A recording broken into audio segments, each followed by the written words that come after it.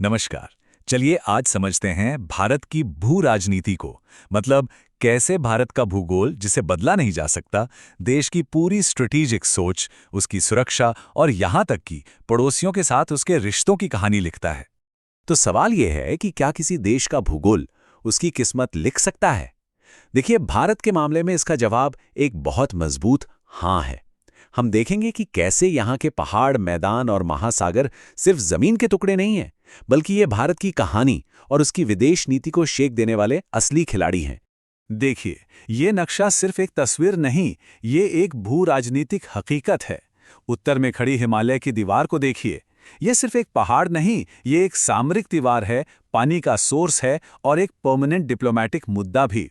हमारी आज की कहानी यहीं से शुरू होती है। तो चलिए इस प्राकृतिक किले की सबसे पहली और सबसे मजबूत दीवार को देखते हैं। एक ऐसी दीवार जो भारत को सुरक्षा भी देती है और साथ ही कई चुनौतियां भी लेकर आती है। 2500 किलोमीटर, सोचिए जरा। ये इतनी विशाल दीवार है जिसने हजारों सालों से भारत के डिफेंस को शेकिल दिया है। इसने उत्तर से होने वाले सीधे जमीनी हमलों से देश को काफी हद तक बचाया। अब देखिए, ये दीवार सिर्फ हमलावरों को ही नहीं रोकती। इसकी असली खूबी कुछ और है। ये मध्य एशिया से आने वाली बर्फीली हवाओं को रोककर भारत के मौसम को रहने लायक बनाती है। और सबसे बड़ी बात, ये मानसूनी हवाओं को ट्रैप करके पूरे उत्तर भारत में वो बारिश लाती है जिस पर हमारी खेती और जिंदगी टिकी है। तो ये एक तरह से क्लाइमेट मेकर है। और बस यहीं से कहानी में एक दिलचस्प भू राजनीतिक मोड़ आता है। हिमालय सिर्फ एक दीवार नहीं, ये एशिया का वाटर टावर भी है। सिंधु, गंगा, ब्रह्मपुत्र, ये सारी बड़ी नदियां यहीं से निकलती हैं। और जब पानी इस सरहदें पार करता है तो भूगोल जियोपॉलिटिक्स बन जाता है। तो यहाँ असल मुद्दा क्या है? पाकिस्तान के साथ हमारी सिंधु जल संधि, सहयोग और तनाव दोनों की वजह है। बांग्लादेश के साथ गंगा के पानी का बंटवारा एक लगातार चलने वाला डिप्लोमैटिक मुद्दा है। और सबसे बड़ी चिंता, चीन का ब्रह्मपुत्रा पर ऊपर की तरफ डैम बनाना भारत के लिए एक बड़ी स्ट्रेटेजिक टेंशन है। यहाँ पानी एक हथियार बन जाता है और हिमालय वो सोर्स है जिस पर सब कंट्रोल चाहते हैं। अच्छा, तो हमने किले की दीवारों की बात कर ली। अब बात करते हैं उस खजाने की जिसकी ये दीवारें हिफाजत करती हैं। ये है भारत का विशाल और उपजाऊ उत्तरी मैदान। ये जो मैदान है ना, ये लाखों सालों से नदियों की लाई हुई उपजाऊ मिट्टी से बने हैं। ये सिर्फ हमारी सभ्यता का गढ़ नहीं, बल्कि आज भी देश की राजनीतिक और जनसंख्या की शक्ति का सेंटर है। तो ये इलाका इतना जरूरी है क्यों? सीधी सी बात है, ये भारत का ब्रेड बास्केट है, मतलब अन्न का कटोरा। और जहां खाना होता है वहीं सबसे ज्यादा आबादी बसती है। और यही घनी आबादी इसे देश का आर्थिक इंजन और ऐतिहासिक रूप से सत्ता का केंद्र बनाती है। सब कुछ एक दूसरे से जुड़ा हुआ है। और बस यही बात सारी कहानी को एक साथ जोड़ देती है। हिमालय की दीवार की इतनी अहमियत क्यों है? क्योंकि उसके पीछे जो जमीन है वो बेशकीमती है।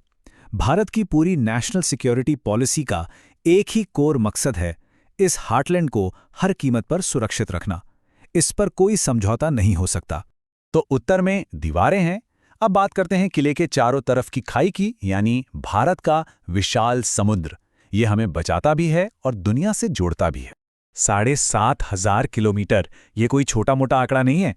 इतनी लंबी कोस्टलाइन भारत को दुनिया से व्यापार के बेहिसाब मौके देती है, लेकिन साथ ही समुद्री खतरों के लिए दरवाजे भी खोल देती है। ये एक क्लासिक केस है अवसर और जोखिम का। लेकिन एक और दिलचस्प बात, ये पूरी की पूरी कोस्टलाइन एक जैसी बिल्कुल भी नहीं है। हमारे पश्चिमी और पूर्वी तटों का भूगोल, उनकी बनावट एकदम अलग है, जिसका सीधा असर हमारी इकोनॉमी और स्ट्रैटेजी पर पड़ता है। जैसे हमारा जो पश्चिमी तट है वो चट्टानी है, कटा फटा है। इसी वजह से वहां मुंबई, कोची जैसे कई कुदरती बंदरगाह हैं, जिसने हमेशा से मिडिल ईस्ट और यूरोप से व्यापार को आसान बनाया। वहीं पूर्वी तट ज्यादातर सीधा और समतल है, जहां नेचुरल बंदरगाह कम है और वहां साइक्लोन का खतरा भी कहीं ज्यादा होता है। तो सवाल यह है कि ऐसा क्यों है? इसके पीछे सीधा साधा भूविज्ञान है। देखिए, पूर्वी तट की बनावट सीधी है, समुद्र उथला है और बड़ी नदियां डेल्टा बनाकर बहुत सारी गाद जमा करती हैं। इन सब वजहों से यहाँ गहरे पानी के नेचुरल पोर्ट्स बनाना मुश्किल और महंगा है, और इसका सीधा असर ट्रेड और डेवलपमेंट की प्लानिंग पर पड़ता है। अब बात करते हैं इस किले के सबसे जरूरी हिस्सों में से एक की, उसकी निगरानी मीनारे, मतलब भारत के द्वीप। तो हमारे पास दो मेन आइलैंड ग्रुप्स हैं और दोनों की अपनी अपनी स्ट्रेटेजिक लोकेशन है। बंगाल की खाड़ी में अंडमान और निकोबार हैं, जो दक्षिण पूर्व एशिया की तरफ भारत की नज़र हैं, और अरब सागर में लक्षद्वीप, जो हमें पश्चिम एशिया और अफ्रीका की तरफ एक बढ़त देते हैं। और देखिए, यही सबसे ज़रूरी बात है। इन्हें बस छुट्टियों की जगह समझना एक बहुत बड़ी भूल होगी। एक स्ट्रैटेजिक एनालिस्ट की नज़र से देखें तो ये द्वीप हमारी नेवी के लिए कभी ना डूबने वाले एयरक्राफ्ट कैरियर की तरह हैं, जो हिंद महासागर में हमारी पहुंच और असर को कई गुना बढ़ा देते हैं। तो ये वॉच टावर्स करते क्या हैं? सबसे पहले तो ये दुनिया के सबसे बिजी समुद्री रास्तों पर नज़र रखते हैं। ये हमारी नेवी को फॉरवर्ड ऑपरेटिंग बेस देते हैं, ताकि ज़रूरत पड़ने पर हम अपनी ताकत दिखा सकें। ये हमारी समुद्री सुरक्षा के लिए बेहद ज़रूरी हैं। तो कुल मिलाकर बात यह है कि भारत का भूगोल सिर्फ पहाड़, नदियां या समुद्र नहीं है। ये तो देश की पहचान का हिस्सा है। ये हमारे इतिहास को शक्ल देता है, हमारी संस्कृति पर असर डालता है और हमारी डिप्लोमेसी को गाइड करता है। सब कुछ आपस में गहराई से जुड़ा हुआ है। और आखिर में हम आपको इसी एक बड़े सवाल के साथ छोड़े जाते हैं। देखिए, क्लाइमेट चेंज भारत की इन सदियों पुरानी भौगोलिक सच्चाइयों को तेजी से बदल रहा है। हिमालय के ग्लेशियर पिघल रहे हैं, जिससे हमारी वाटर सिक्योरिटी खतरे में है। समुद्र का लेवल बढ़ रहा है, जिससे हमारे तटीय शहर और द्वीप डूबने के खतरे में हैं। तो भारत का भूगोल हमेशा से उसकी नियति तय करता आया है। पर अब जब भूगोल खुद बदल रहा है, तो यह भविष्य में हमारे लिए कौन सी नई स्ट्रेटेजिक चुनौतियां पैदा करेगा?